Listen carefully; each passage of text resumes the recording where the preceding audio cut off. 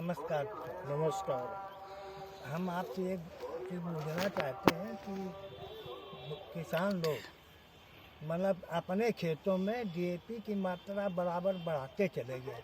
यहाँ तक देख रहा हूँ 4-5 बोरी तक डाल रहे हैं।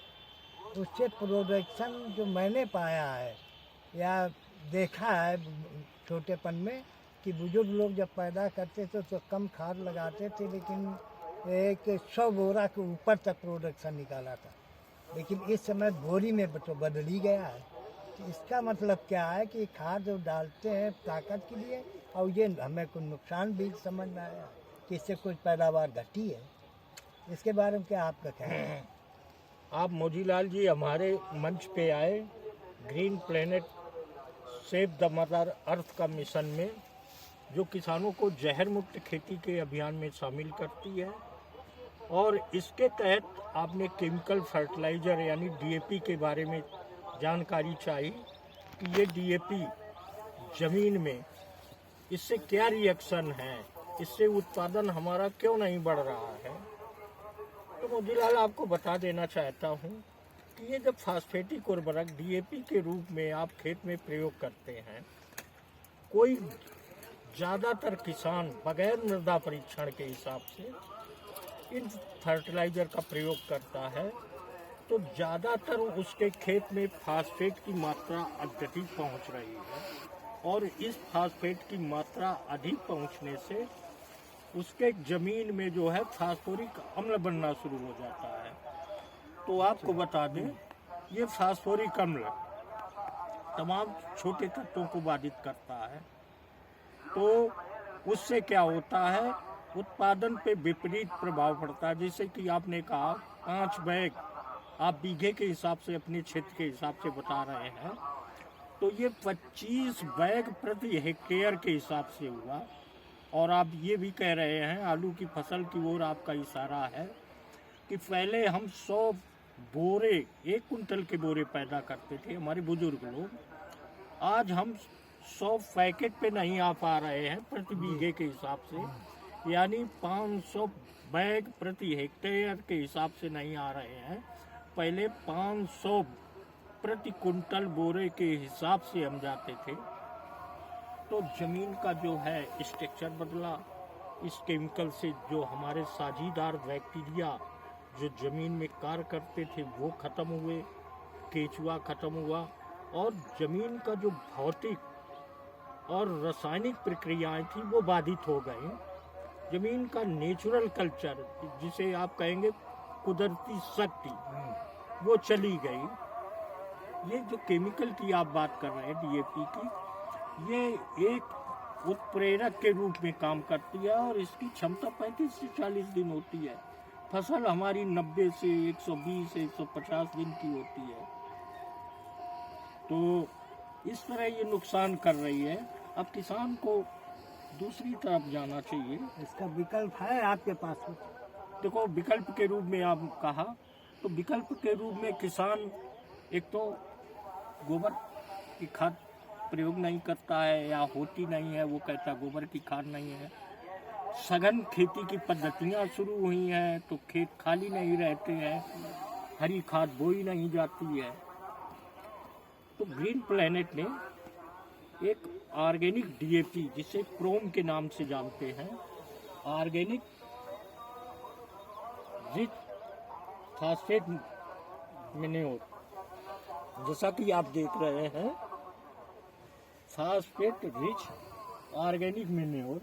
इसका मतलब ये है कि ये जो कार्बनिक खाद है, ये सारी खाद, इसका प्रोसेस जो है ऑर्गेनिक पे बनाया गया है।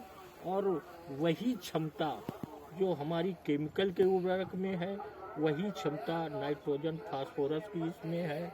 इसके अलावा कार्बनिक पदार्थ भी इसमें पाए जाते हैं। इसमें कॉपर की मात्रा भी है, इसमें जिंक की मात्रा भी है। ये नाइट्रोजन और कार्बन का रेशियो जो होता है, यानी 12/1 का, वो भी बना भी है। नहीं, इसमें पोटास की नहीं है, लेकिन पोटास भी जो है वो अलग से कार्बनिक पोटास ग्रीन प्लेनेट ने ईजाद की है, वो भी मिलेगी। इसके बाद कैंडियम है, ऑर्गेनिक है, लेड है, निकेल है, मर्क्यूरी है और क्रोमियम भी पाया जाता है बहुत सूक्ष्म मात्रा में। और सबसे बड़ी बात ये है, जो हमारी ज़मीन को फास्फोरस सेल्यूलाइजिंग बैक्टीरिया चाहिए, जो हम ये फास्फेटिक उर्वरक डाल रहे हैं उसको डाइवर्सिफिकेशन करने के लिए, जिसे शार्ट में पीएसबी बैक्टीरिया कहते हैं, वो भी मौजूद है। इसके अलावा एजोबैक्टर बैक्टीरिया भी मौजूद है, जो वायुमंडलीय नाइट्रोजन को एब्जॉर्ब करके पौधे से देता है।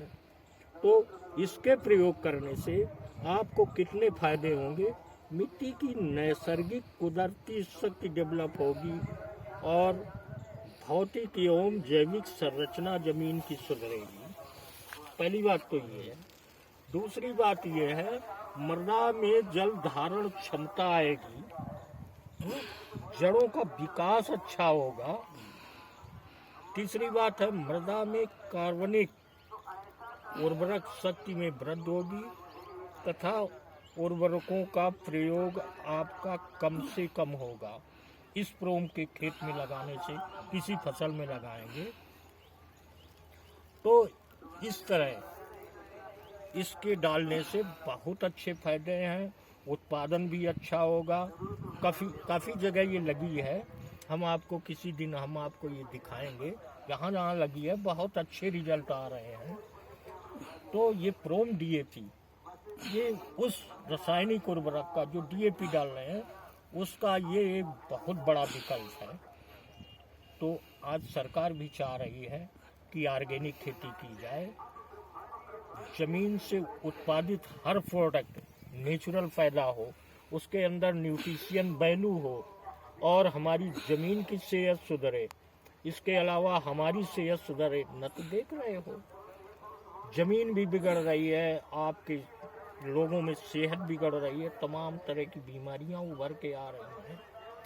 तो आप सभी से मेरा अनुरोध है कि आप भी ग्रीन प्लेनेट मिशन के साथ जहर मुक्त खेती में जुड़ें और ऑर्गेनिक, जैसा कि आपने कहा, आपके पास बहुत बढ़िया विकल्प है। कार्बनिक जैविक डीएपी आपको है, आपके पास पोटेशियम है, मल्टी कल्चर आपके पास जीवाणु युक्त खाद भी है प्रीमियम नाम से। इसके अलावा भूम पावर सारे तत्वों का एक और नेचुरल खाद है। इसके अलावा जितने सारे खेती के प्रयोग होने वाले, जैसे कीटनाशक है, ग्रोथ प्रमोटर है और तमाम तरह के एडीटीए फॉर्म में, ये कैल्शियम है, ये मैग्नीशियम देख रहे हैं, ये सारे जिंक भी है, काफर भी है, यानी जितने पोषक तत्व हैं उनके ये एडीटीए फॉर्म में उपलब्ध है। आपका इनका प्रयोग कर सकते हैं। इसके अलावा कंपाउंड में जमीन के लिए स्प्रेइंग के लिए जिंक भी है ऑर्गेनिक फार्म में, कैल्शियम नाइट्रेट भी है, वो आलू की फसल के लिए बहुत अच्छा काम करती है और मात्र 1 एकड़ में 2 किलो पड़ती है। हर किसान को उसका प्रयोग करना चाहिए, सब्जियों में उसका प्रयोग करना चाहिए। तो हमारी सबसे गुजारिश है कि सब लोग अब इस भारत की स्वदेशी नंबर 1 संस्था जो है ग्रीन प्लेनेट, जो आपकी ज़मीन सुधारने के मिशन पे काम कर रही है और आपकी सेहत पे काम कर रही है, उस मिशन में शामिल हो। तो आइए हमारे साथ चलें और साथ मिलके अपनी ज़मीन और अपने समाज की सेहत को सुधारें। इसके अलावा अपनी धरती माँ और आने वाली पीढ़ी के लिए, जैसा कि आप पोस्टर में देख रहे हैं, ये हमारी जिम्मेदारी है कि हम अपनी धरती माँ और आने वाली भावी पीढ़ी को बचाना ही हमारी जिम्मेदारी है। तो इस मिशन के साथ आएंगे। और सबसे खासियत ये है कि जब आप इस मिशन में आएंगे तो आपको बाई अकाउंट सब्सिडी भी मिलेगी। अभी आप कहीं से कोई प्रोडक्ट खरीदते हो कोई आपको डीलर सब्सिडी देने वाला नहीं है। इस मिशन में आओगे आपको ये बहुत सस्ती पड़ेंगी। तो इसमें प्रयोग करने से, इस मिशन में आने से आम के आम और गुठलियों के दाम है। बहुत बहुत धन्यवाद।